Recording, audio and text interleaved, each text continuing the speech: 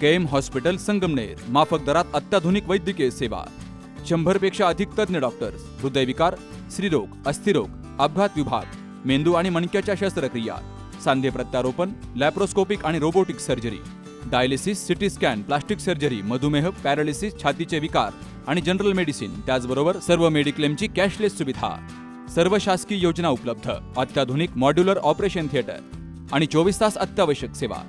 ठिकाण विठ्ठल मंदिरासमोर, Akole bypass road, Sangamner. संपर्क 99532 99532. कर्जत तालुक्यातील माही जळगाव येथे जागेच्या वादातून एका महिलेवर जीवघेणा हल्ला झाल्याचा आरोप केला गेलाय. तर या घटनेमध्ये सुरेखा कल्याण गुलदगड या गंभीर जखमी झाल्या असून त्यांच्यावर जिल्हा शासकीय रुग्णालय या ठिकाणी उपचार सुरू आहेत. मिरजगाव पोलीस ठाण्यामध्ये सुरेखा गुलदगड यांच्या फिर्यादीवरून गुन्हाही दाखल केला गेलाय.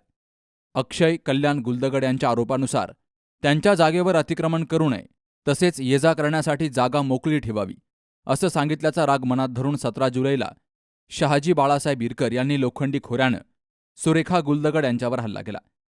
या हल्ल्यामध्ये त्यांचे 2ही हात फ्रॅक्चर झालेत आणि डोक्याला गंभीर दुखापत झाली आहे. तर त्यांना जिवे मारण्याचा प्रयत्नही करण्यात आल्याचा आरोप कुटुंबियांनी केलाय. माझं नाव अक्षय कल्याण गुलदगड. मी राहणार माहीजळगाव, तालुका कर्जत, जिल्हा अहिल्यानगर. माझी आई सुरेखा कल्याण गुलदगड हिच्यावरती 17/7/2026 रोजी प्राणघातक हल्ला शहाजी बाळासाहेब इरकर यांनी केला. तो माझ्या जागेवरती अतिक्रमण करत होता. माझी आई त्याला सांगायला गेली की शहाजी आम्हाला फक्त जाण्यापुरती वाट राहून दे, आमची जागा सोडून तुला काय करायचे ती कर.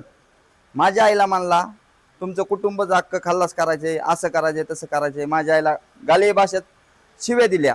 माझ्या आईला म्हणला बरं झालं तुम्हाला एकटीच गावली की. माझ्या आईला म्हणला त्याच्या हातामध्ये लोखंडी खोरं होतं, तर माझ्या आईला त्यांनी लोखंडी खोरं डोक्यात घालाय गेला की माझ्या आईने असं हात वरती केलं. तर माझ्या आईचा एक हात, डावा हात 2 जाग्यावर मोडलेला आहे, उजवा हात 1 जाग्यावर मोडला आहे आणि माझ्या आईला कानामागं एक 6-7 टाके पडलेले आहेत आणि ह्या हाताला, उजव्या हाताला माझ्या आईला 12 टाके पडलेले आहेत. अशा गावगुंडांवरती माझी आई आज सिव्हिल रुग्णालय अहिल्यानगर या ठिकाणी उपचार म्हणजे मरणाच्या झुंजीत आहे माझी आई. प्रशासनाला मला एवढीच विनंती आहे की अशा गावगुंड लोकांवरती कठोरात कठोर कारवाई करावी, एवढीच माझी प्रशासनाला नम्र विनंती.